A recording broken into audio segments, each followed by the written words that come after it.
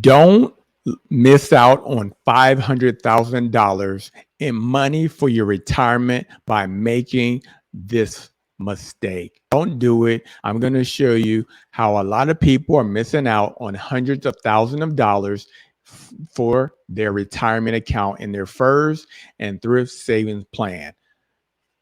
Here we go. All right.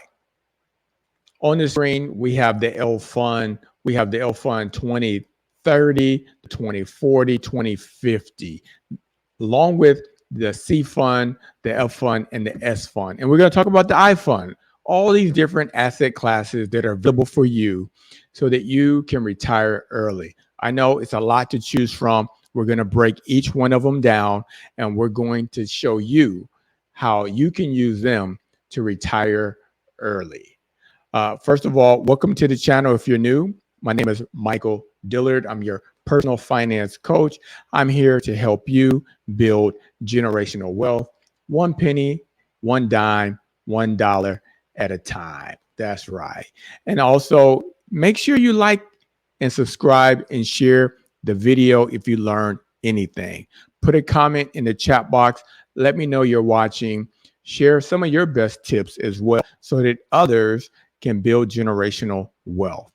This podcast is made for those who are age 30, who are just starting out, trying to invest their money so that they can retire by age 60. All right, so let's get started, folks. So right now, what you're looking at is you're looking at the L Fund, the G Fund, and all the different types of funds that you can invest in if you are a TSP investor. What I like to do is I like to go down about 10 years. Let's see what happened 10 years back with different asset classes. As you can take a look here, the 10-year mark, most in 2013, take a look at 2013, and you will see that most of the accounts have a positive return. You will see that most of the accounts have a positive return, which is a good thing. One account had 6.97 return, 20%, another 23, 26%, and then one account had a 1.89% return. Another asset class had a negative return. Another asset class had 32%, 38%, and 22%. I know a lot of you are thinking that why not just invest in the account that has a 38% return? Well, it's not that easy. Also, take a look. You say, why would anyone invest in an account that has a negative 1.68% return? Why would they do that? Well, here's why. Investments change every year. Each year, the annual return that an asset class will provide is going to change. Let's go up to 2022 and see what happened to some of these different asset classes. Take a look at this. One fund had a negative 2% return, negative 10% return, negative 12, negative 15% return. But wait a minute, remember back in 2013, we had a positive return of 6.9, 20, 23. You're thinking, well, wait a minute, what's going on, Michael? Let's go back to 2022 and finish it out. 2.9% return, negative 12, a negative 18, and even a negative 26% return, followed by negative 13%. A lot of times, what happens is that when people start to see their account go down and start to lose value, they panic and they stop investing in the asset class that has one of the better returns. They will stop investing, they will pause, or they'll just sell their shares. Shares are kind of like buying a house. It's like you have to actually let's pull up a house real quick. Say you have this house, okay? You have this house, and someone comes and they knock on the door and they say, "Hi, I'd like to buy this house from you for $300,000." Now, if you bought the house for $300,000, you're probably saying, "Well, what's the benefit for me to sell a house that I paid $300,000 for, and now I want to sell it to you? What's the benefit for me?" So you say, "No, I'm not interested." Then someone comes along a year later and they knock on your door. They say, "I'm willing to offer you $200,000. $200,000 for your house. Now you're thinking, 200,000. Why would I sell my house for 200,000 when I bought it for 300? This is what's happening with shares of stock. A stock is almost like you when you own one share of stock, you own the house, one house. If you sell your share of stock for less than what you bought it for, you are taking a loss. You don't have to sell when the market is going down. If the cost of a house right now, someone is saying, look, I'm going to offer you 200, you just wait, right? You're going to wait for the market to go back up. So then 2 years later, someone comes and knocks on your door and they say, I'm willing to offer you $350,000 for your house. You see, the difference is that you waited because you knew over time the price of a house goes up on average. This is what happens. This is the same thing with the stock market. Just be patient. Just be patient. It's like a roller coaster. It's up and down, but it keeps going up like this, a steady pattern. And this is why you have to invest for the long run. Invest for the long run.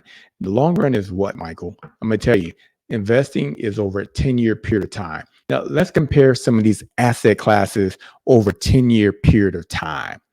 All right. So now we have the L Income Fund. 10-year return, 3.8%. The Life Cycle 2030, 6.8%. L2040, 7%. L2050, Life Cycle 2050, 8.2%. The G Fund, 2%. The F Fund, 1%. Take a look. The C Fund has a whopping 12% annual return over a 10-year period of time. The S Fund has 8.4% return, and the I Fund has a 5% return. It's kind of like, we have like a sprint, people running sprints, and then we have marathons. Some people can win it first during 100 meters, but over time, they start to slow down.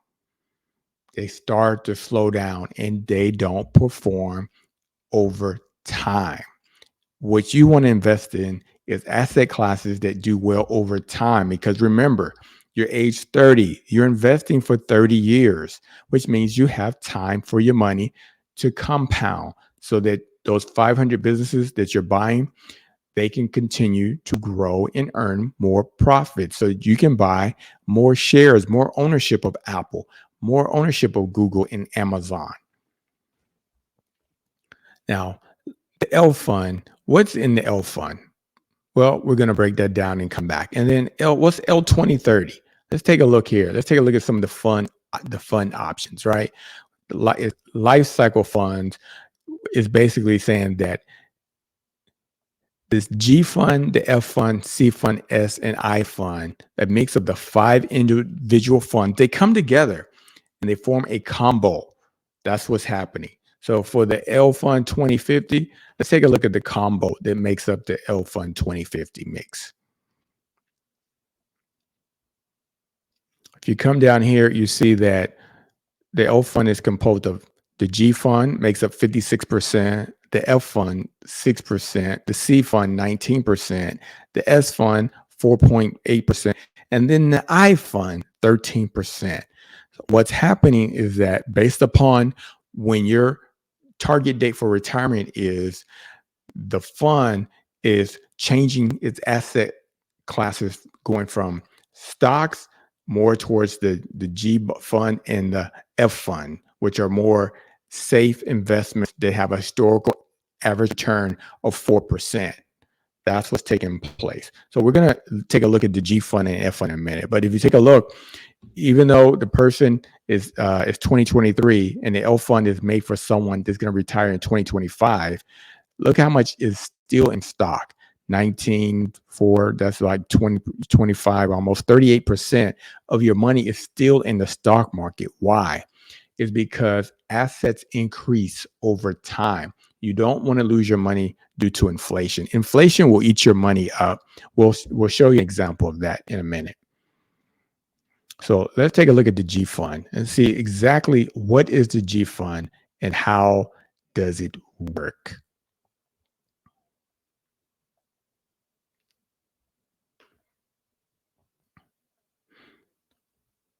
The G fund um, is ensures preservation of your capital. The goal is to preserve your capital and generate returns above those of a short-term U.S. Treasury security. And the reason why its average annual return is very low is that it's just meant to preserve your income. That's it. It's not trying to grow money. Nope. It just wants to maintain what you have. Therefore, the average return over 10 years, right here, look at this. It's not as high as 2%. But look at the C fund. Over 10-year period of time, it's 12%. That is a big difference. Now, everyone is talking about the S&P 500 and the C fund. But first, remember, the G fund is meant to preserve your capital. Let's go back to the life cycle funds. Something that a lot of people don't realize is that when the L fund reaches its target date, it goes out of existence. That's right. And any money in it becomes part of the L income fund, which generally keeps the same target allocation. Well, what's in the L income fund? Well, I'm glad you asked. Let's click on that and check out its return.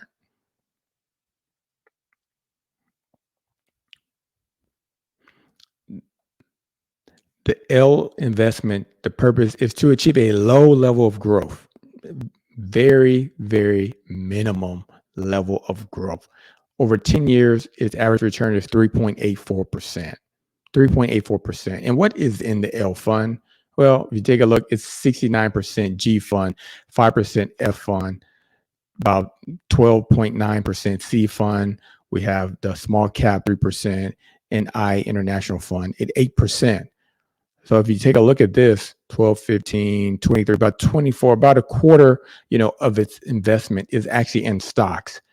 Why are they still putting money in stocks if they're trying to preserve your capital?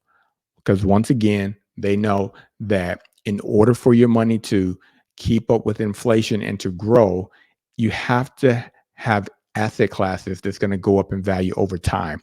Remember the house? Remember, someone knocks on your door and they say, I want to buy your house for $300,000. Well, guess what? 10 years from now, the house most likely is going to be worth more than $300,000, right? It's going to go up in value. And that's why they're adding stock. They're making sure that your money continues to increase. Otherwise, if you end up having $100, take this $100, put this $100 in the mattress, put it underneath your mattress. And now when you pull that $100 out from underneath the bed 30 years later, will you still be able to buy the same thing with the $100? I doubt it. The cost of a Happy Meal is going to increase. The cost of a movie is going to increase. The cost of clothes is going to increase. The cost of shoes is going to increase. The price of everything would have gone up in 30 years, which is why if you put your money under the mattress, it's basically losing money because of inflation. And this is why they're putting some of your money in asset classes that goes up in value, because businesses like Apple, Amazon, they continue to earn more profits, which means that you continue to get paid. That's right. All right. So now you're probably wondering, well, what's an F fund? Let's go take a look at the F fund. I'm glad you asked.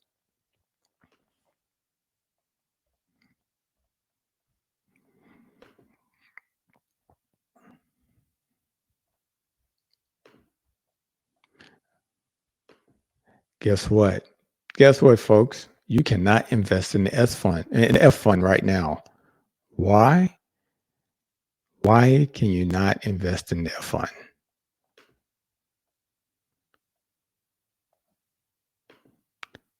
Because you have to only compare up to 3 funds. That's right. You can only choose 3 funds, folks. For a minute, people thought their money was gone and bankrupt, but no, it's not gone and bankrupt. Using the Thrift Saving Plan website, you can only compare 3 different funds, folks. The F fund basically is bonds. It's made up of bonds, and if you take a look at the average annual return over 10 years, it's 1.63% return. What? 1.63% return over 10 years? And even look at year one, it had a negative return. A negative return. But yet, remember, in the target date funds and the 2050 fund that we're looking at, some of your money is invested in bonds that are losing money. They're losing money. This is why you have to know what you're investing in. You have to know what you're investing in. Look right here. You see 6%. And this is why, folks, it's best for you to choose an asset class based upon long-term growth and performance. And which fund has a great track record over 10 years? Which one is the winner? Well, I'm going to make it nice and easy for you. It's the C fund. Let's pull it up. Let's pull up the C fund. Here's the C fund right here. And let's compare the C fund to the S fund as well. Let's pull that up. The C fund, which is small cap index S&P 500, which is large cap S&P 500, has the average annual return of 12%. The S fund, small cap, small to medium businesses, has an annual return of 8.44%. And look at the international exposure, has an annual return of 5%. Let's break down the C fund. What is in this thing? What makes this thing grow and make money? What's in it? Well, I'm glad you asked. Take a look at this. We got Apple, we got Microsoft, Amazon, we got Warren Buffett's company, Berkshire, halfway up in here. We got Google, we got United Health Group, we got Alphabet, we got Johnson & Johnson, we got ExxonMobil, we got JP Morgan Chase. These are the top 10. Now, let's take a look at some of the industries by sector. We got information technology, we got healthcare, we got financials, got consumer discretionary, communication services, industrials, consumer staples, energy, utilities, materials, and even good old real estate. I mean, the S&P 500 has you covered, folks. Every industry is covered. This is why the S&P 500 is a big combo meal. It's like going to pulling up to your fast food place and you're like, I'll take combo 500. And what they're going to do, they're going to put a little bit of Microsoft in there, a little bit of Apple, a little bit of Amazon in there. They're going to put some real estate in there. They're going to put some healthcare in there. They're going to put everything in that combo for you. You covered. You got the whole market covered because you decided to invest in the S&P 500, folks. Now let's go back and let's take a look at the S fund, right? I know you want to know exactly which companies are in the S fund. Once again, small to mid-sized U.S. companies. Once again, it's U.S. companies. 10-year average return, 8.44%. And look at this, Blackstone. Uber, you see, Uber is making a come up. We got Palo Alto in here. We got Snowflake. We got Cheniere Energy. We got Lululemon Athletics, folks. Everybody is putting on that new Lulu so they can exercise, look good, feel good, and break a sweat and get in shape. And then look, got Airbnb representing Workday. We got Block Inc. and we got Marvel Technology. I know, just like you, I don't recognize all these companies, and that's the purpose. The purpose is to invest in businesses that are small but growing. They are going to be the next big thing, and that is why the S Fund was created. But take a look at the return, 8.44% return. And now let's take a look at the international. A lot of people want to be diversified, right? I want to be diversified.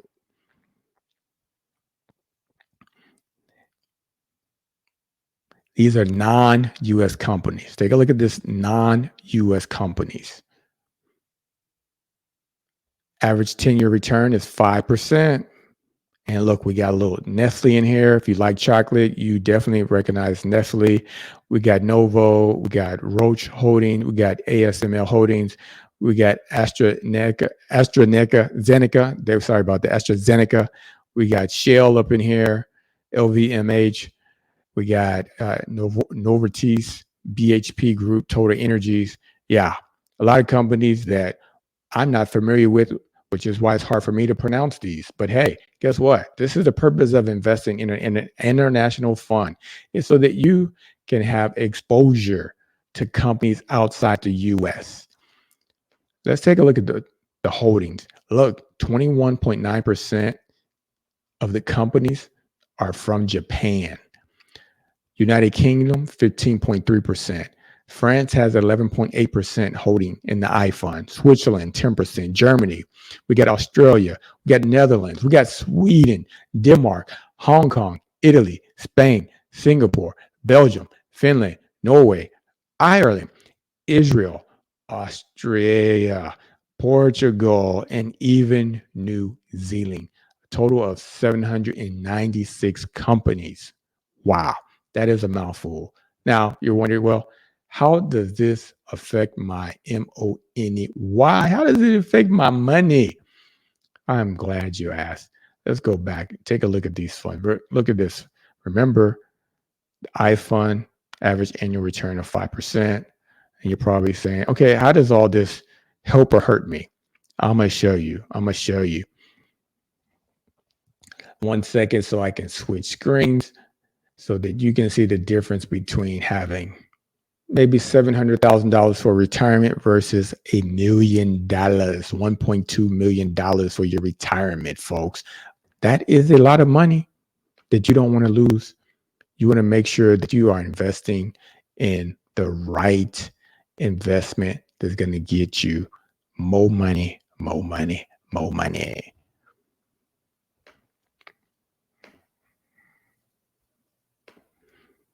All right, folks, get ready. Get ready. Here we go. The screen is coming up. And you can take a look at this easy calculator and do this exercise yourself. Basically what we have here is that, we have a little screen that's showing your 401k match. So what you want to do is enter percent to contribute. Most people contribute 5%. You enter 5%. What's your annual salary? Say you're starting off making $70,000 as a 30-year-old. And then your annual salary increase each year is going to be 3% in your age 30, and you plan to work for 30. That's right, 30 years up until age 60. Right now, you have no money in your 401k. You just started, right? You just started, got your job. Now it's time to start investing. So you have $0 in there. And then let's say your average annual return is 6%. 6% return. All right. Now, you would have contributed over 30 years $171,509. And your employer would have matched that by having a 100% match. They capped you at 5%. They also put in $171,509 in your account. But look how it grows. It grows to be worth $798,712 after 30 years, folks. That's a lot of money. And if you're not investing in your 401k or your thrift savings plan, you got to do it right now. You are losing out on hundreds of thousands of dollars of money, cash money. That's right. We don't want this to go to waste. We want you to be able to retire early. That's right. Don't forget, all this information is based upon the book, Build Generational Wealth. That's right. It's available in stores, even on Amazon. This is a story format financial literacy book that teaches you how to build generational wealth. 1 penny, 1 dime, $1 at a time. All right. So now, remember I told you about the $500,000 difference. I told you and I warned you. We're going to change one little thing. Look at the annual return, 6%. What would happen if your average annual return went up by 1%? Ended up being 7%. Whoa. Your total for retirement jumps up to $941,000. Now, what if you're invested in the S&P 500, aka the C fund? Because remember, average annual return showed 12%. Let's just plop that in and see what we get. Woo, hoo, hoo, hoo, hoo, hoo. Look at there, $2.2 million, folks. $2.2 million. That is a big difference in your return. Remember, if you played it safe and you had 6% return, look at there, $798,000. A lot of people say, no, I don't want to invest because I might lose money. The market might go down. Folks, take a look at this. If you are getting a 6% return. The most you're going to get is $798,000. But if you are invested in the S&P 500, take a look at this. And, and, and you can end up with $2.2 million. If the market goes down 10% or 20%, you're still going to have more than that $800,000. This is why you invest over the long term, not 1 year, not 2 years, but over 10, 20, 30 years. This is how generational wealth is built. If you learned something today, hit the like button. If you learn something, share with a friend. Sharing is caring. We have to build financial literacy. We have to build financial education.